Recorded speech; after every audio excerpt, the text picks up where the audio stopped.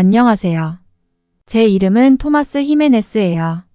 스페인 출신 사진 기자로 지난 10년간 세계 곳곳을 다니며 이야기를 기록해 왔어요. 한국이 어떤 곳일지 대충 안다고 생각했죠. 제 고향인 스페인과는 완전히 다른 혼란스러운 나라일 거라고요. 그런데 그게 완전한 오해였어요. 저는 한국이 저를 이렇게 놀라게 할 줄은 꿈에도 몰랐어요. 정말요, 100년을 살아도 그런 일은 없을 거라 생각했어요. 인천국제공항으로 비행기가 내려오면서 저는 카메라 가방을 더 꽉 쥐었어요. 곧 다가올 혼란스러운 상황에 대비하듯 마음의 준비를 하고 있었거든요. 착륙 직전에 마지막으로 핸드폰을 확인하면서 스페인에 있는 사진가, 네트워크 친구들이 보낸 메시지들을 다시 봤어요. 길거리가 엄청 지저분해, 조심해. 한 동료가 그렇게 경고했어요. 사람들이 정말 무례해. 또 다른 친구는 그렇게 말했죠. 저는 수년 동안 그들이 한국에 대해 올린 영상과 보고서를 봐왔고 그게 한국에 대한 제 모든 믿음을 만들어냈어요. 하지만 첫 번째 놀라움은 비행기에서 내리자마자 찾아왔어요. 비행기에서 내릴 때 사용하는 연결 통로가 제가 예상했던 것처럼 낡고 흔들리는 게 아니라 완전히 깨끗하고 현대적이었어요.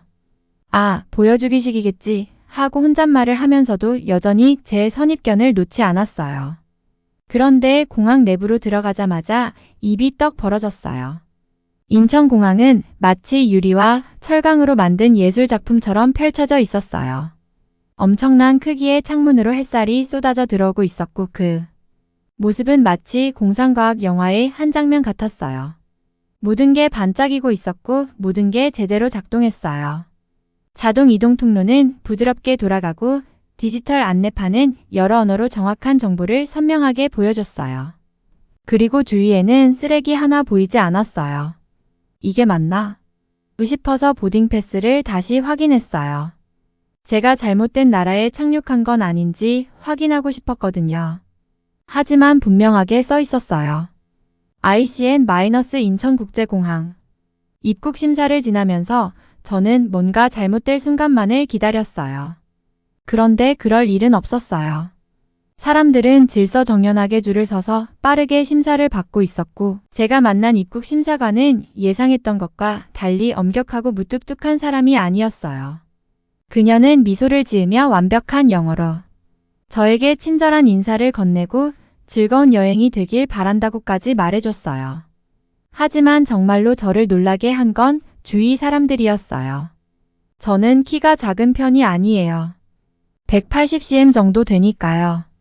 그런데 한국 남자들 중 제 키와 비슷하거나 더 큰 사람들이 많았어요. 게다가 제가 기대했던 촌스러운 옷차림은 전혀 없었어요. 이 사람들은 마드리드나 바르셀로나에서 봐도 이상하지 않을 정도로 세련된 옷을 입고 있었어요. 저도 모르게 카메라를 몇 번이나 들어올렸어요. 보고 있는 장면을 찍고 싶어서요.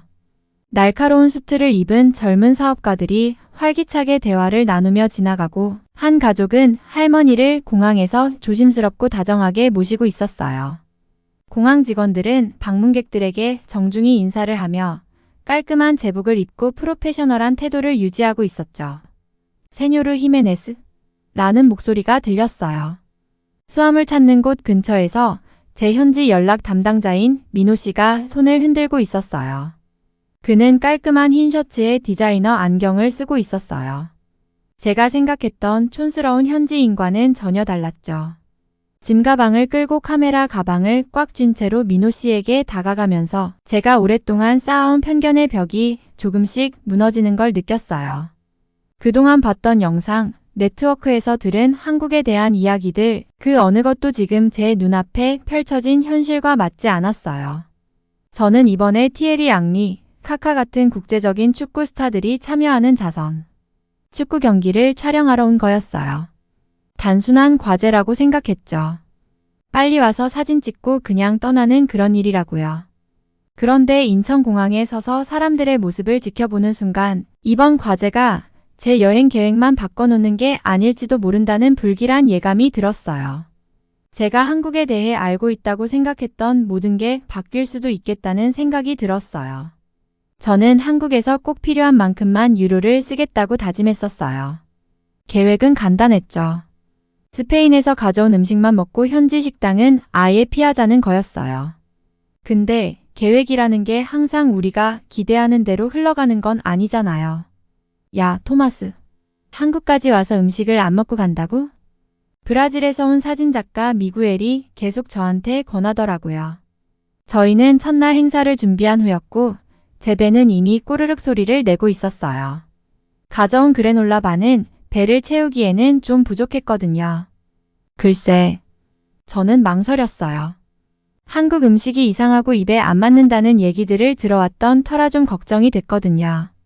근데 우리가 서 있던 식당에서 나는 냄새가 제 입에 침이 고이게 만들었어요. 창문을 통해서 보니 사람들이 테이블에 둘러앉아 맛있게 음식을 먹고 있었어요. 미구엘은 제 대답을 기다리지도 않고 제 팔을 잡아당겨 식당 안으로 끌고 들어갔어요. 식당은 따뜻하고 아늑했어요. 나무 테이블에 편안한 의자가 놓여 있었고 친절한 직원이 환한 미소로 저희를 맞이해 주더라고요. 저희는 테이블로 안내받았는데 테이블 가운데에 작은 그릴이 내장되어 있었어요.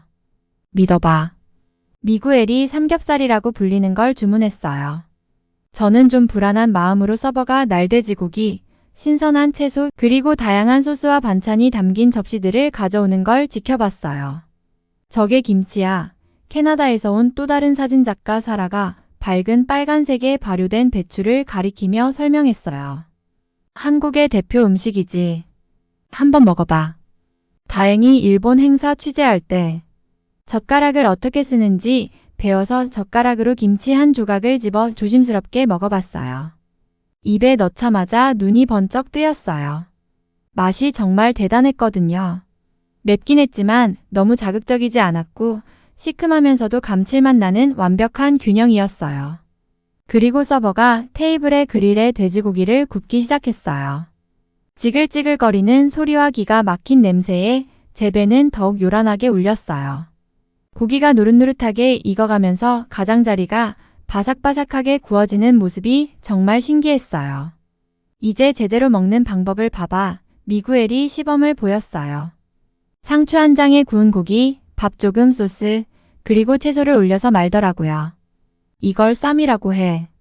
모든 걸 한 입에 싸서 먹는 거지. 저도 똑같이 따라했어요.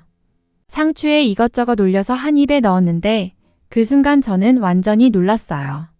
부드럽고 육즙 가득한 고기, 신선한 채소, 짭짤한 소스, 그리고 밥의 조화가 정말 환상적이었어요. 어떻게 제가 한국 음식을 그렇게 잘못 생각했을까요? 저희가 계속 먹는 동안 주위를 둘러보니 다른 손님들도 눈에 들어왔어요. 가족들이 음식을 함께 나눠 먹고 친구들은 웃음을 터뜨리고 직장인들은 일 끝나고 편히 쉬고 있었어요. 분위기가 정말 따뜻하고 편안했어요. 제가 예상했던 혼란스러운 느낌은 전혀 없었어요. 이것도 마셔봐. 사라가 투명한 액체를 작은 잔에 따라주면서 말했어요. 이건 소주야. 한국의 쌀로 만든 술이지. 한 모금 마셨는데 예상했던 것처럼 독하지 않고 오히려 부드럽고 깔끔한 맛이었어요. 진한 음식과 완벽하게 어울렸어요.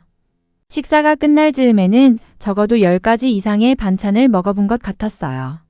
아삭한 콩나물부터 달달한 감자조림까지 각각의 반찬마다 고유의 맛이 있었고 저는 먹고 있는 모든 음식의 이름이 궁금해졌어요.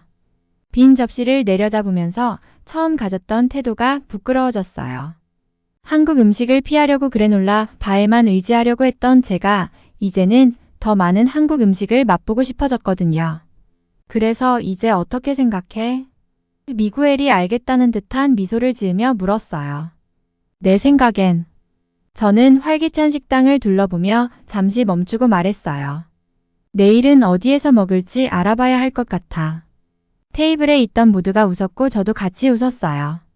지갑은 저녁값을 쓰는 걸 싫어했을지 몰라도 제 입맛은 그 어느 때보다 기뻤어요. 이게 제 첫 번째 한국 음식이었는데 벌써부터 제가 한국에 대해 알고 있던 것들이 틀렸다고 느꼈거든요. 식당을 나서면서 또 하나 놀라운 걸 발견했어요.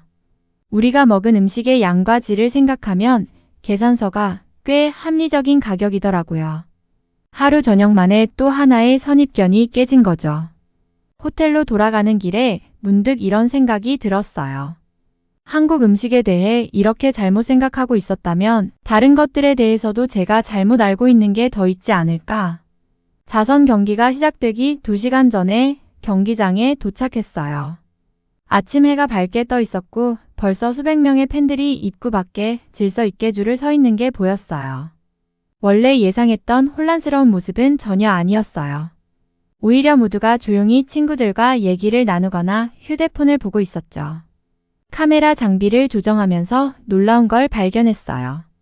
몇몇 팬들이 새벽부터 기다리고 있었는데도 바닥에 쓰레기가 하나도 없더라고요. 스페인에서는 벌써 음식 포장지나 빈 병들이 여기저기 널브러져 있을 텐데 여기 사람들은 쓰레기를 가방이나 주머니에 넣어두고 적절한 쓰레기통을 찾을 때까지 기다리는 모습이었어요. 오늘 제 역할은 팬들과 축구 전설들의 자연스러운 모습을 사진으로 담는 거였어요. 저는 입구 근처에 자리를 잡고 깔끔한 유니폼을 입은 보안 직원들이 효율적으로 티켓을 확인하고 사람들을 입장시키는 모습을 지켜봤어요. 그들의 움직임은 마치 잘 연습된 춤 같았어요. 밀치거나 소란스러운 목소리는 전혀 없었고 모든 게 매끄럽고 체계적으로 진행됐어요. 노란 선 뒤에 서주세요. 한 보안 직원이 신이 난 10대 무리에게 또렷한 영어로 말하자 아이들은 즉시 뒤로 물러나면서 살짝 고개를 숙여 사과했어요. 저는 그 순간을 사진으로 담았는데 사람들이 얼마나 자연스럽게 서로를 존중하는지에 놀라웠어요. 경기장 안은 열정적이면서도 통제된 분위기였어요. 팬들은 빠르게 자신의 좌석을 찾았고 대부분이 자신이 좋아하는 선수들의 유니폼을 입고 있었어요. 티에리 앙리, 카카, 그리고 리발도의 유명한 11번 번호가 적힌 유니폼들이 곳곳에서 보였죠. 한국 팬들의 창의성도 눈에 띄었어요. 얼굴에 팀 색깔을 칠한 팬들도 있었고 한글과 영어로 아름답게 디자인된 배너를 든 사람들도 있었어요. 카메라 렌즈를 통해 본 모습은 제가 예상했던 것과 달랐어요. 혼란 대신에 순수한 기쁨이 보였죠. 디디에 드로그바가 몸을 풀기 위해 경기장에 나타나자 관중들은 환호했지만 아무도 장벽을 넘으려 하지 않았어요. 대신 배너와 휴대폰을 흔들면서 완벽한 조화를 이루는 빛과 색깔의 물결을 만들어냈고 그 순간을 담은 사진은 정말 멋졌어요. 저는 선수들에게 스페인 축구에 대해 묻고 싶어서 더 가까이 다가가려고 했어요. 앙리 씨, 세르히오 라모스에 대해 어떻게 생각하세요? 라고 영어로 외쳤지만 앙리는 그저 미소를 지으며 손을 흔들고는 계속 한국 팬들과 소통하더라고요. 퍼디난드도 마찬가지였어요. 저 같은 스페인 출신의 전문 사진가보다 현지 팬들과 셀카를 찍는데 더 관심이 있는 것처럼 보였어요. 점점 짜증이 나기 시작했어요. 왜 제 질문을 무시하는 걸까요? 저도 축구 역사로 유명한 나라에서 왔는데 말이에요. 그런데 카메라 뷰파인더를 통해 가만히 지켜보니 뭔가 깨닫게 됐어요. 선수들이 단순히 팬들과 사진만 찍고 있는 게 아니라 정말로 즐기고 있는 거였어요. 카카는 어린 소년에게서 한국어 문구를 배우고 있었고 리발도는 팬들이 몇 시간을 들여 만든 배너를 감탄하며 보고 있었어요. 가장 인상 깊었던 순간은 축구 유니폼을 입은 어린이들이 등장했을 때였어요. 그들은 코치의 인도에 따라 일사불란하게 지정된 자리로 향했는데 그들이 처음으로 영웅들을 마주했을 때의 표정을 카메라에 담았어요. 그 아이들의 눈에는 순수한 설렘이 가득했고 저도 모르게 미소를 지으며 셔터를 눌렀어요. 행사 내내 저는 문제점을 찾아 사진으로 담으려고 했어요. 인파나 관리 소홀 혹은 제가 한국에 대해 가졌던 선입견을 확인시켜 줄 만한 뭔가요. 하지만 아무것도 찾을 수 없었어요. 직원들은 완벽하게 협력하고 있었고 더운 날씨에 한 어린 팬이 어지러워하자 의료진이 몇 초 만에 나타났어요. 음료 판매대에서 음료가 조금 쏟아지자마자 청소부가 그걸 처리하는 모습도 너무 빨라서 카메라를 꺼낼 틈도 없었어요. 시간이 흐를수록 저는 점점 혼란스러워졌어요. 이건 제가 읽었던 한국이 아니었어요. 제가 기대했던 혼란스러운 장면들이 아니라 유럽에서 봤던 어떤 행사보다도 더 매끄럽게 진행되는 세계적인 스포츠 이벤트를 사진으로 담고 있었죠. 이제 해가 지면서 경기장에 긴 그림자가 드리웠어요. 카메라 화면에 찍힌 사진들을 보니 제가 계획했던 이야기와는 완전히 다른 이야기가 담겨 있었어요. 존중과 기쁨 그리고 품격 있는 순간들이요. 그런데도 뭔가가 계속 저를 괴롭혔어요. 왜 제가 알고 있던 한국에 대한 모든 것이 이렇게 잘못됐을까요? 그러나 곧 있으면 예상치 못한 한 무리의 어린 팬들로 인해 제가 믿고 있던 모든 것을 다시 생각하게 되는 큰 도전이 다가오고 있었어요. 카메라를 신중하게 세우고 축구 전설들을 보고 신나서 뛰고 손을 흔드는 한국 아이들 무리를 찍었어요. 아이들의 환한 웃음과 반짝이는 눈빛에서 순수한 흥분이 그대로 드러났죠. 뷰파인더를 통해 그들의 기쁨을 포착했어요. 몇몇 아이들은 손수 만든 표지판을 들고 있었고 다른 아이들은 자신이 좋아하는 선수의 유니폼을 입고 있었어요. 이런 진짜 순간들을 사진으로 담는 게 제가 사진 작가로서 살아가는 이유예요. 갑자기 어깨를 톡톡 치는 느낌이 들었어요. 뒤를 돌아보니 한 무리의 젊은 팬들이 서 있었어요. 그들은 10대 중반쯤 되어 보였고 그들의 표정에서 뭔가 묘한 긴장감이 느껴졌어요. 그 무리의 리더인 듯한 스페인 국가대표팀 유니폼을 입은 소녀가 한 발짝 앞으로 나왔어요. 저는 유나예요. 그녀가 완벽한 스페인어로 말해서 저를 놀라게 했어요. 우리는 당신을 하루 종일 지켜봤어요. 당신이 우리 한국인들을 바라보는 방식. 마치 우리를 당신들보다 못한 사람들처럼 보는 것 같았어요. 순간 입이 바짝 말랐어요.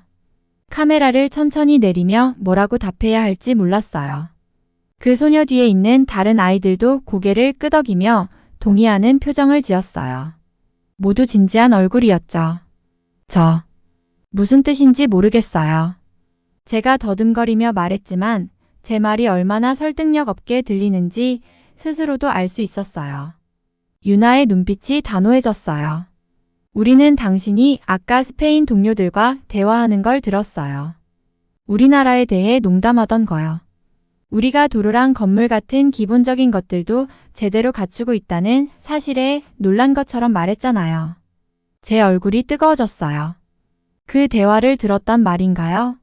우리는 충분히 작은 목소리로 이야기했다고 생각했는데 유나가 계속 말했어요. 목소리는 여전히 차분했지만 도전적인 느낌이었어요. 스페인이 한국보다 뭐가 낫다고 생각하는 거죠? 우리나라가 이룬 것들을 제대로 본 적이나 있어요. 제가 답하기도 전에 또 다른 아이, 토트넘 핫스퍼 유니폼을 입은 소년이 끼어들었어요. 손흥민이 토트넘의 주장인 건 알고 있어요. 프리미어리그 빅6팀에서 말이에요. 또 다른 소녀가 자랑스러운 목소리로 덧붙였어요. 그리고 그는 골든부트도 받았어요. 프리미어리그 득점왕이죠. 또 다른 아이가 말했어요. 황희찬이 푸스카스상 후보였던 것도 잊지 마세요. 세계에서 가장 아름다운 골 중 하나를 넣었잖아요. 저는 점점 불편해졌어요. 목에 걸린 카메라가 무겁게 느껴졌어요. 하지만 스페인은 제가 힘없이 말했어요. 스페인은 월드컵도 유로도 우승했잖아요. 맞아요. 유나가 말을 가로챘어요. 스페인은 훌륭한 축구 역사를 가지고 있죠. 아무도 그걸 부정하지 않아요. 하지만 그렇다고 우리를 무시할 권리가 생기는 건 아니에요. 오래된 고정관념이나 거짓말로 나라를 판단하면 안 되죠. 그녀의 말이 저를 정통으로 때린 것 같았어요. 주변을 둘러보니 완벽하게 정돈된 관중들, 깔끔한 시설, 첨단 스크린들이 눈에 들어왔어. 제가 먹었던 맛있는 음식들, 탔던 효율적인 지하철, 봤던 아름다운 건물들이 떠올랐어요. 뭐가 가장 속상한지 알아요? 유나의 목소리가 조금 부드러워졌어요. 당신 같은 사람들이 이미 마음을 닫은 채로 우리나라에 와요.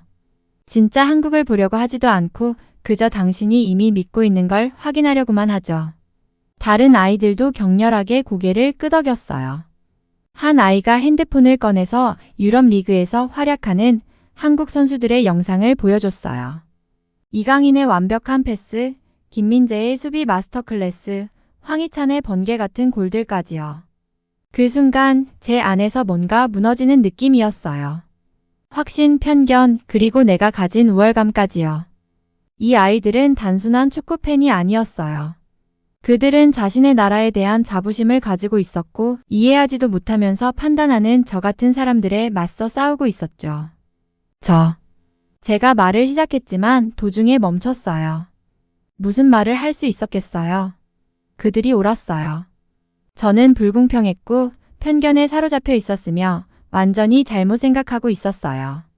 유나는 제 얼굴에서 뭔가가 변하는 걸 본 것 같았어요. 그녀의 표정이 조금 누그러졌어요. 보세요, 그녀가 말했어요. 우리가 당신에게 한국의 모든 것을 좋아하라고 강요하는 게 아니에요. 다만 우리가 어떤 나라인지 당신이 먼저 가졌던 선입견이 아닌 있는 그대로 봐주길 바랄 뿐이에요. 저는 천천히 고개를 끄덕였어요. 목이 메인 상태로. 이해했어요. 겨우 말할 수 있었어요. 그리고 미안해요. 그 무리는 서로 눈빛을 주고받았고 그들이 조금 풀어지는 게 보였어요. 한 소녀는 심지어 미소까지 지었어요. 혹시 유나가 제안했어요. 진짜 한국을 보여주는 사진을 찍어줄 수 있나요? 당신이 예상했던 모습이 아닌 것들 말이에요. 저는 카메라를 들어 올리며 이제는 새로운 시선으로 그것을 바라봤어요. 뷰파인더를 통해 이제까지 놓쳤던 것들이 보였어요. 전통과 기술의 조화, 사람들의 열정과 자부심, 그리고 제가 완전히 오해하고 있던 이 나라의 에너지와 세련미가 보였어요. 그래요, 제가 단호하게 말했어요. 이제부터 그렇게 하려고 해요. 그날 밤 저는 잠을 이룰 수가 없었어요. 젊은 한국 팬들의 말이 머릿속에서 계속 맴돌았거든요. 호텔방 책상에 앉아 노트북을 열고 우리 네트워크에서 한국에 대해 공유했던 옛날 기사와 영상을 다시 살펴보기 시작했어요. 새로운 시선으로 보니 그동안 놓쳤던 것들이 보이더라고요. 예를 들어 지저분한 한국거리라고 주장한 한 영상에는 한국어가 아닌 중국어 간판이 보였어요. 또 가난한 한국 동네라고 하던 영상엔 배경에 야자나무가 있었어요. 야자나무라니요? 저는 며칠 동안 한국에 있었지만 야자나무는 단 한 그루도 보지 못했거든요. 더 깊이 파고들수록 속이 메스꺼워졌어요. 뒤처진 한국이라는 제목의 사진 시리즈는 1960년대 사진들을 현재 모습인 것처럼 사용하고 있었어요. 보면 볼수록 이건 단순한 실수가 아니라 의도적으로 진실을 왜곡한 거라는 게 너무나 명백해졌어요. 핸드폰을 꺼내 지난 며칠 동안 제가 직접 찍은 사진들과 그 가짜 기사들을 비교해봤어요. 제 사진에는 깨끗한 거리, 현대적인 건물, 깔끔하게 차려입은 사람들이 담겨 있었어요. 저는 한국의 무결한 지하철역과 곳곳에서 볼 수 있는 놀라운 기술들을 떠올렸고 만난 모든 사람들이 적어도 약간의 영어를 할 줄 알았다는 사실도 생각했어요. 우리 네트워크가 한국에 대해 말한 것과는 전혀 맞지 않았어요. 다음 날 아침 저는 우리 네트워크의 선임 편집자인 호르헤와 화상통화를 하기로 결심했어요. 통화 버튼을 누르는 동안 손이 떨리더라고요. 호르헤, 우리 한국 관련 보도에 대해 얘기해야 해요 라고 제가 말했어요. 우리 기사에 심각한 문제가 있어요. 다른 나라 사진과 영상을 한국 것처럼 사용했고 수십 년 전 자료를 현재 것처럼 보여주고 있어요. 이건 잘못된 일이에요. 저는 그가 충격을 받거나 최소한 걱정할 줄 알았는데 오히려 웃더라고요. 아, 토마스, 너 너무 예민하게 구는 거 아니야? 몇 가지 세부 사항을 섞어 썼다고 뭐가 어때서? 우리 독자들은 흥미진진한 이야기를 원해. 자기들이 우월하다고 느끼고 싶어 하는 거지. 지루한 사실엔 관심 없어. 하지만 그건 사람들에게 거짓말을 하는 거잖아요. 저는 항의했어요. 한국은 우리가 독자들에게 말한 것과는 완전히 달라요. 깨끗하고 현대적이며 성공적인 나라예요. 기술도 엄청나고 사람들은 교육을 잘 받았고. 너 자신을 봐. 호르헤가 말을 끊었어요. 너 한국의 선전물에 넘어간 것처럼 들려. 며칠 다녀왔다고 그들의 열성 팬이라도 된 거야. 누가 너한테 월급 주는지 기억해, 토마스. 내 충성심이 어디를 향해야 하는지도 말이야. 그 말을 듣자 얼굴이 뜨거워지더라고요. 저의 충성심은 진실을 향해 있어요. 제가 말했어요. 우리는 기자잖아요. 소설가가 아니라. 순진하게 굴지 마. 호르헤가 비웃으며 말했어요. 모든 네트워크가 이렇게 해. 그래야 조회수도 얻고 돈도 벌 수 있지. 그걸 못 견디겠으면 내가 잘못된 직업을 선택한 거야. 전화를 끊고 나서 저는 한동안 멍하니 앉아 있었어요. 지난 15년 동안 제 커리어는 이 네트워크와 함께 쌓은 거였거든요. 그들이 저에게 첫 기회를 주고 전 세계의 주요 사건들을 취재하게 보냈으니까요. 하지만 이제 모든 게 다르게 보였어요. 우리가 얼마나 많은 다른 이야기들을 왜곡했을까요? 얼마나 많은 다른 문화를 잘못 전했을까요? 그 축구 행사에서 저를 대면했던 그 한국 청소년들이 생각났어요. 그들은 우리 네트워크 전체보다 더 많은 정직함과 용기를 보여줬어요. 그들은 진실을 위해 목소리를 냈고 우리는 거짓을 퍼뜨리고 있었죠. 다시 노트북을 열고 저는 사직서를 쓰기 시작했어요. 이제 제 손은 떨리지 않았어요. 이 일로 인해 친구들과의 관계, 인맥, 그리고 어쩌면 미래의 일자리 기회까지 잃을 수 있겠지만 더는 거짓을 퍼뜨리는 데 가담할 수 없었어요. 한국에서 저는 중요한 교훈을 얻었어요. 진짜 저널리즘은 사람들이 기대하거나 듣고 싶어 하는 것과 상관없이 진실을 보여주는 거라는 걸요. 사직서의 마지막 줄을 쓰며 저는 호텔 창문 너머로 서울의 스카이라인을 바라봤어요. 아침 햇살이 수많은 유리 건물들에 반사되면서 도시 전체가 빛나고 있었어요. 이 장면을 본 옛날에 제가 얼마나 놀랐을지 생각했어요. 그때의 저는 그 잘못된 이야기들이 사실이라고 믿고 있었으니까요. 저는 한국에 와서 제가 믿고 있던 것들에 대한 증거를 찾으려 했었죠. 그런데 대신 진실을 위해 싸울 용기를 찾게 되었어요. 서울 올림픽공원 벤치에 앉아 오후에 따뜻한 햇살을 얼굴에 받으면서 무릎 위에 카메라를 올려놓고 있었어요. 며칠 동안 일어난 일들이 머릿속에서 떠나지 않더라고요. 아직도 유나가 했던 말이 귓가에 맴돌았어요. 한 나라를 오래된 고정관념으로 판단하면 안 돼요. 유나 말이 맞았어요. 저는 한국에 대해 완전히 잘못된 생각을 하고 있었고 이제 그 진실을 마주해야 했어요. 휴대폰을 꺼내 사진첩을 열었어요. 한국에 도착한 후 찍은 사진들을 보니까 제가 예상했던 것과는 완전히 다른 나라가 눈앞에 보이더라고요. 사진 하나하나가 제 오래된 믿음이 틀렸다는 걸 증명해 주는 것 같았어요. 깨끗한 지하철역 사진도 있었어요. 반짝거리는 디지털 스크린이 도착 시간을 알려주고 있었죠. 그 옆에는 나이 지긋하신 할머니들이 외국인 관광객에게 길을 알려주는 장면도 찍혀 있었어요. 그 관광객이 미소를 짓던 모습이 떠올랐어요. 그도 저처럼 그 친절함에 놀랐겠죠. 길거리 음식시장 사진에서 멈췄어요. 음식 가판대들이 정렬되어 있었고 판매자들이 깔끔한 앞치마와 마스크를 쓰고 음식을 정성스럽게 준비하고 있었어요. 이제는 이름도 아는 떡볶이, 호떡, 오뎅 같은 음식들이었죠. 예전엔 한국 음식이 이상하고 입에 맞지 않을 거라고 생각했는데 지금은 그 사진만 봐도 군침이 돌더라고요. 내가 어쩜 이렇게 눈이 멀었을까? 혼잣말로 중얼거렸어요. 노트북을 열고 우리 방송국에서 한국에 대해 올렸던 기사들과 영상을 다시 보기 시작했어요. 이제 와서 보니 전부 거짓말이었어요. 지저분한 서울의 동네라고 했던 그 영상은 사실 다른 나라의 모습이었고 뒤떨어진 한국 문화에 대한 기사는 여러 아시아 국가의 이야기를 뒤섞어서 만든 거짓 정보였어요. 분노로 손이 떨리면서 스페인에 있는 편집장 마누엘에게 이메일을 썼어요. 더 이상 이런 거짓말을 퍼뜨릴 수 없어요. 내가 본 한국은 우리가 독자들에게 말해온 것과는 전혀 다릅니다. 그거 아세요? 그들은 제가 본 모든 걸 나열했어요. 첨단 기술, 깨끗한 도시, 친절한 사람들, 놀라운 음식, 세계적인 운동선수들까지. 유나와 그 밖의 젊은 팬들을 만나면서 제가 배운 것들도 모두 적었어요. 우리가 진실을 말하지 않으면 저는 제 이야기를 다른 곳에 실을 방법을 찾겠어요. 라고 끝맺었어요. 마누엘의 답장은 금방 도착했어요. 너는 한국의 선전에 속은 거야. 우리가 합의한 대로 이야기해. 그의 이메일을 바로 삭제하고 노트북을 닫았어요. 더는 거짓말을 선택하는 사람들과 일할 수 없다는 건 너무나도 분명했거든요. 주위를 둘러보니 한국 가족들이 오후 시간을 즐기고 있었어요. 아이들은 현대식 놀이기구에서 놀고 있었고 부모들은 그 근처에서 태블릿으로 책을 읽거나 조용히 대화를 나누고 있었어요. 한쪽에서는 10대들이 나무 아래에서 K-팝 춤 동작을 연습하고 있더라고요. 모든 게 너무 평범해 보였어요. 스페인과는 다르지만 내가 생각했던 그런 차이는 아니었어요.